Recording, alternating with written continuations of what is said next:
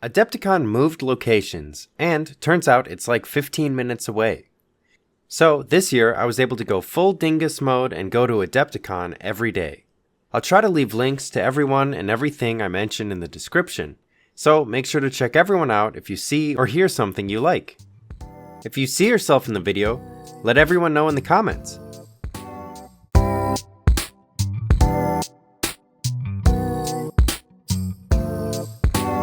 The first day, I did a lot of talking to a bunch of people, and got this 50 nifty parking ticket. Fun! To avoid these, make sure your phone doesn't die so you can update your parking meter time. I ended up finding a place right across the street where a full day parking pass was $25. So I just did that. I went to the meet and greet with content creators, and everyone was super nice. I'm in a weird place where I'm a content creator, but don't have much clout and don't show my face yet. Maybe I will at 15k subscribers, so it kind of felt like I was undercover. I was able to see and talk to people I've met before, like Whittle Goblin, who streams a bunch on Twitch, and Sam Lenz, who makes incredible tutorials on YouTube. Greetings, chromatic warriors. And talk to some new faces, like Zambies, who Twitch streams a bunch and is a killer painter. I also met Joshua from Miniature Rundown. If you need any help getting started with Necromunda, Miniature Rundown has you covered. I talked to Tabletop Minions too, who convinced me that I gotta go to more of these conventions. LVO, the Las Vegas Open, is one of those that I've been thinking about trying to go to. I talked to Vince Venturella as well, who in my household we call Hobby Jesus because his painting tips are so good. Also, shout out to the tall guy with the beard for the water. I'm horrible with names, but you know what you did, brother, and I appreciate you. The meet and greet reminded me that we're all just big nerds out here, and it's cool to see so many people who share the same interests. Very fun. If you get a chance, I recommend going to the meet and greet, if only to see some of the people that you watch online. The next day I went to the open gaming hall and played some Necromunda on the massive sump wall made by Dale from JD in the Sump Sea. I've linked their build video in the description. Jay and Dale from JD in the Sump Sea are great. We had about 6 people all going ham on it. I also met Jimmy from Miniature Game Montage, or MGM, of whom I'm a huge fan. He makes battle reports that really feel like you're watching a sporting event. My local hobby store Old Guard Games and JD in the Sump Sea then hosted a little Necromunda night, and I was able to play against Roy from the Necromacho podcast. And by play, I mean get completely destroyed. A total walloping. Very fun though, and he's a great guy. The third day was a blast. I finally walked around the gaming hall with a few buddies from the game store, and met a ton of people. I handed out about 1 billion business cards to the booths I liked. Oh, something really cool. One of my friends from the gaming store, Puzzled Panther, aka Matt, got to meet the creator of his favorite game and got his original Mordheim rulebook signed. That was a highlight of the whole convention for me. I was in line at the Golden Demon to see both my friends Puzzled Panther and Zim Paint's first ever entries, and I ended up talking to a wildly good painter named Flunkutron and his wife. He's absolutely hysterical. I also talked to Alex Does Minis and It's Timmons, who are also insanely good painters and had minis entered in the Golden Demon competition. Very good people. There was also a sculptor named Lisa Sell, who made cool masks and resin casted minis, which she really should have entered into the competition as well. I went into a little backroom gaming hall and saw a massive Space Hulk board made by Troy in the Basement of Death. What a name.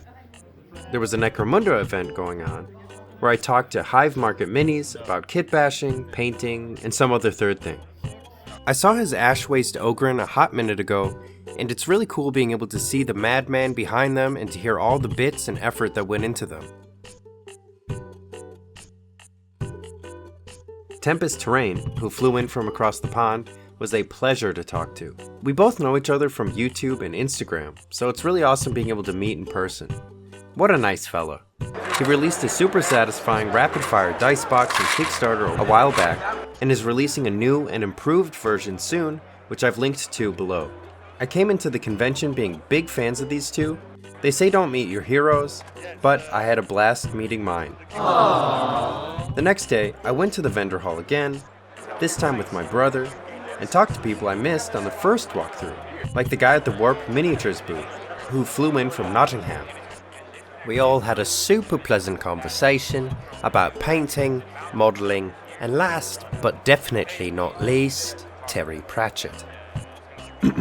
Alex from Warp Miniatures makes fantastic models, and since he's a fantastic painter, he knows how to make minis that are both satisfying to paint and painter-friendly.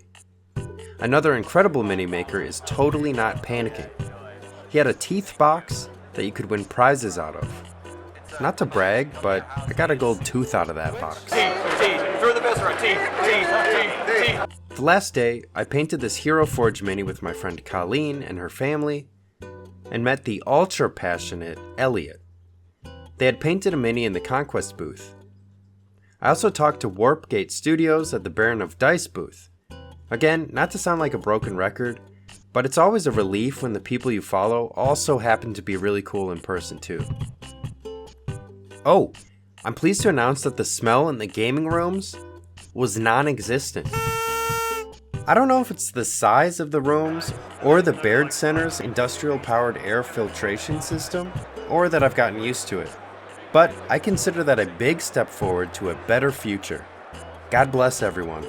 Okay, now for the moment we've all been waiting for. My booty. My loot.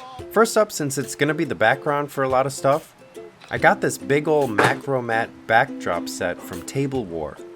It comes with a couple different backgrounds. Very cool. Beer mug dice from the Baron of Dice for some dwarves I've been working on. I'm a big fan of the Baron. Really nice guy. A pair of Warpgate Studio dice, a gold tooth, 2 metal minis, and a signed Sunrod game from Totally Not Panicking. I really appreciate it. A Trailer Park Warlords miniature from Bad Goblin Games. Dry brushes and dry brush paint from Ammo Wargaming Universe. Apparently, the paint is really great for weathering. Wizard Butt paint from Monument Hobbies, link in the description. Metal skeletons and halflings from Warp Miniatures. I've wanted these for a hot minute now. Bog Scatter from Huge Miniatures.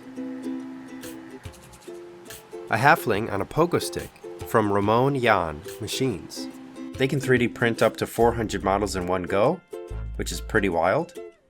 Responder bots from Bombshell Miniatures. Some stencils from Anarchy Models. I'm excited to try these. And a metric buttload of stickers, cards, guides, and flyers. It was a blast getting to know more people, and I cannot wait for next year. Make sure to check everyone out in the description. Thanks again to all my Patreon supporters. It really means a ton. Thank you.